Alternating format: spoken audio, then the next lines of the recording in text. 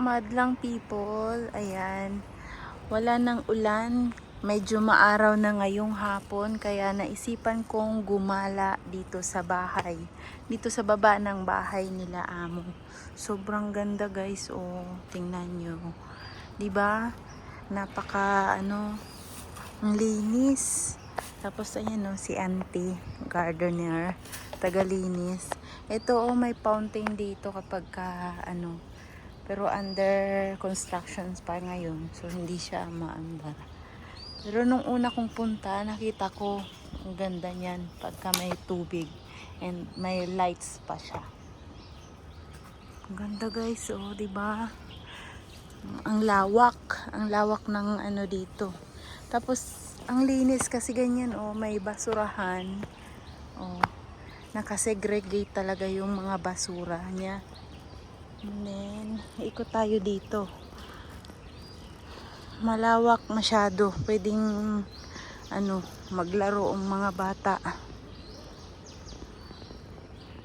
Oh, tapos ang tahimik, madaming puno. Maririnig mo pa may mga ibon. Oh, 'di ba? Ayan guys, oh, may anahaw leaves. Inaalagaan nila yung anahaw leaves dito. Ayan. Tapos, wow! Mayroon sila, gym facility dito sa loob ng garden. Ang ganda ng anahaw, oh. Inaalagaan nila yung anahaw dito. Ito guys, oh. Merong gym para sa mga bata at matatanda. Ganun ka high-tech, oh. May gym. Naglalaro sila. Ito yung itsura ng gym nila sa garden. Gym garden. Ayan. Sa garden. Sa playground. Gym sa playground. Ayan. Libre lang to guys. Libre lang dito mag-gym. Di mo na kailangan pumunta ng indoor gym. Tsaka yung nila, swimming pool nila, libre din. Yung swimming pool nila ay part din ng exercise. Kaya libre din yan. Ayan. Merong slide doon. Tsaka meron dyan lifeguard. Ayan o, yung naglilinis. Nililinis niya yung swimming pool. Kasi nga, kakatapos pa lang umulan. Kaya meron dun water pump. Ayan o, yun o. Inaano yung tubig. Ayun yung isang tagalinis. So naglilinis sila kasi nga kakatapos pa lang. Mamaya open yan. Mga 6 PM open na ulit yan. Pwede na ulit gamitin. Madami-dami ng bata. Ayan. Toddlers. Tapos sa sobrang ang lawak, kung saan-saan dito pwede kang tumambay kung gusto mong magmuni-muni, gusto mong may ka-date. Libre nga lang kagat ng lamok dito. So kailangan mag-spray ka ng off lotion. Ayan.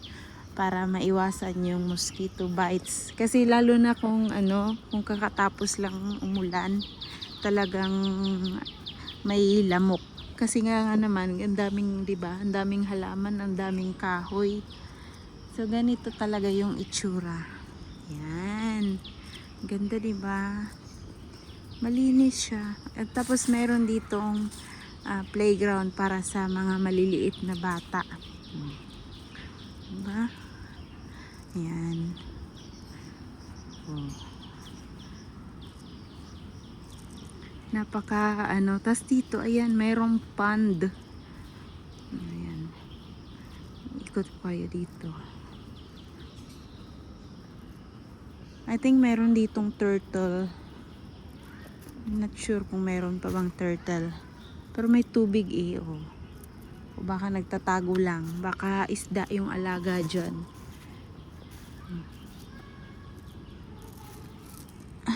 Hanapin natin. Pero wala wala atang fish. Hindi ko alam. Baka nagtatago lang. Pero dyan hindi pa nalinis. Bali umulan. O baka tinanggal muna yung isda kasi ano. So ayan, hanggang dito na lang, pauwi na ako. Uwi na tayo kasi magpe-prepare na naman tayo ng dinner. 1, 2, 3.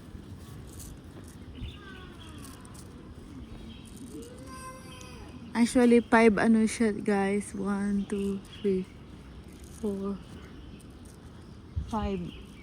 5 buildings lang ang nakapalibot dito. So yung building ng tinitirahan ko ay dyan sa 5th, pang 5 building. Kasi paikot yan 1, 2, 3, 4, and 5. Ayan, pang 5 building yung bahay na tinutuluyan ko. So hanggang dito na lang. Thank you for watching. Paki-click po ng subscribe para updated kayo sa susunod kong videos. Bye-bye!